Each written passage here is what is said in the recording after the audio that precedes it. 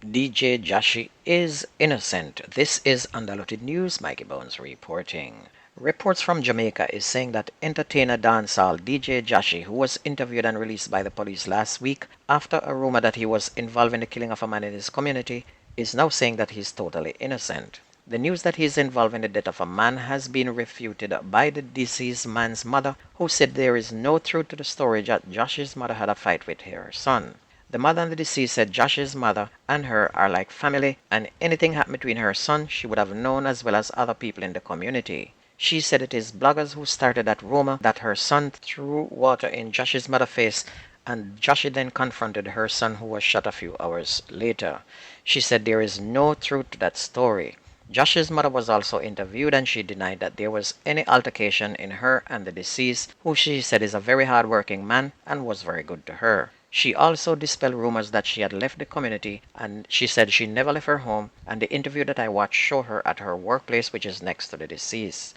It was from the blogger's page why the security forces got involved to quell any war that was rumored to be in the making, as that area or any area in Jamaica can move from being quiet and turn into a Vietnam War very quickly, and that is how innocent people get killed. All it takes is one liar to make a story and make it sound good, and the common fowl run with it. Dr. Horace Chang, General Secretary of the Jamaica Labour Party, has voiced confidence that his party would win the next general election, despite assertions that a survey commissioned by the People's National Party showed that the JLP is in the second position. Last week, PNP General Secretary Dayton Campbell stated that the result of a Don Anderson survey, which shows the PNP ahead of the ruling party, will be disclosed shortly. Dr. Chung responded that while he is always worried about citizens' feelings, he believes that the administration will be able to win back the electorate over time. He believes the outcome are the results of certain controversial actions which was taken by the government recently.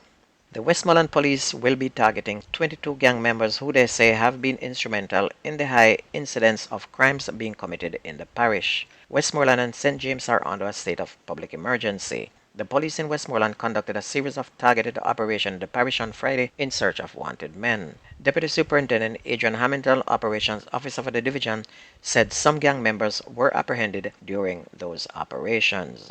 Meanwhile, following Monday's jailbreak from the Black River Police lockup, there have been a significant shift in the St. Elizabeth Police Division's top ranks. After cutting through a ventilation grill, 8 dangerous convicts escaped from the lockup, one of whom was awaiting trial for quadruple murder. As part of the inquiry into the prison break, the police high command stated on Friday that Deputy Superintendent of Police Coleridge Minto will now assume command of the St. Elizabeth Division immediately. Superintendent Kenneth Chin, who has been relocated to Area 3 headquarters, will be replaced by him. According to the High Command, significant rapid modifications have been implemented in the division's management and oversight. 2 officers assigned to the lockup have been detained awaiting the results of an investigation.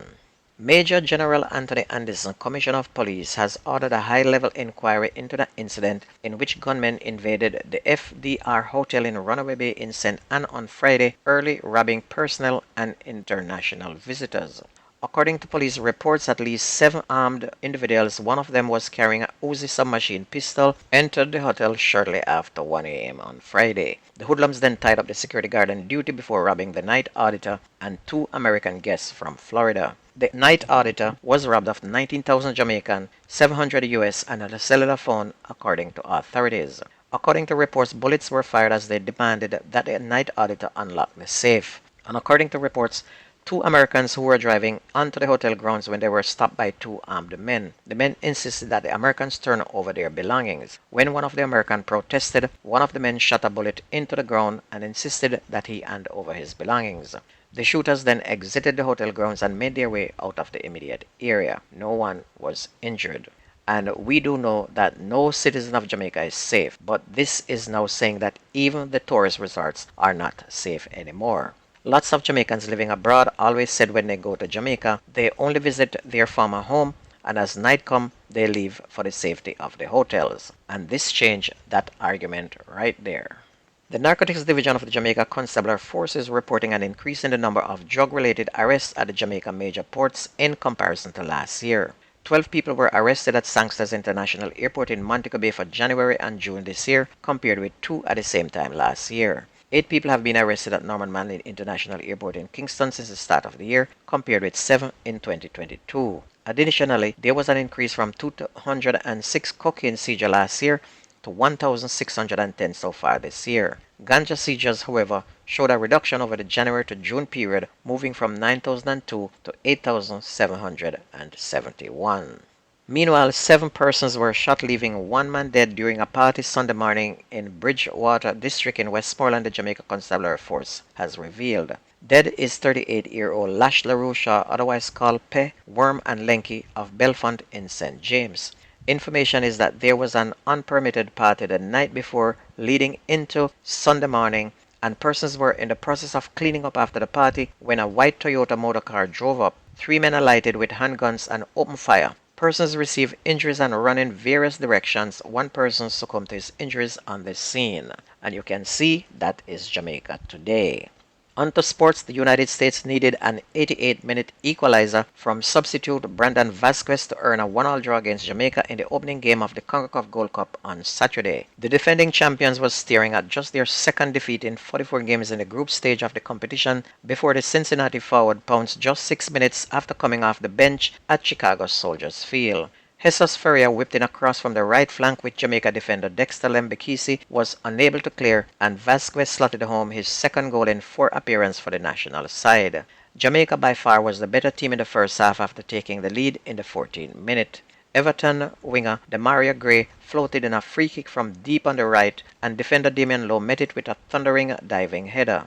Jamaica had a great chance to double their lead when they were awarded a penalty, Aidan Morris having fouled Kevin Lambert in the box. But Leons Bailey's penalty kick was superbly parried out by American keeper Matt Turner, and the Aston Villa winger got a second chance from 8 yards but put the rebound wide with the goal empty. How unlucky is that? And in the second half, the United States attacked relentlessly, and it was Damian Lowe who played a great game who helped to keep Jamaica solid. The game ended 1-1 after 7 minutes of overtime. In other games, Trinidad and Tobago easily ran over St. Kitts yesterday evening. Haiti beat Qatar 2-1 in a highly contested game that saw over 6 yellow cards, while Mexico easily squeezed Honduras 4-0.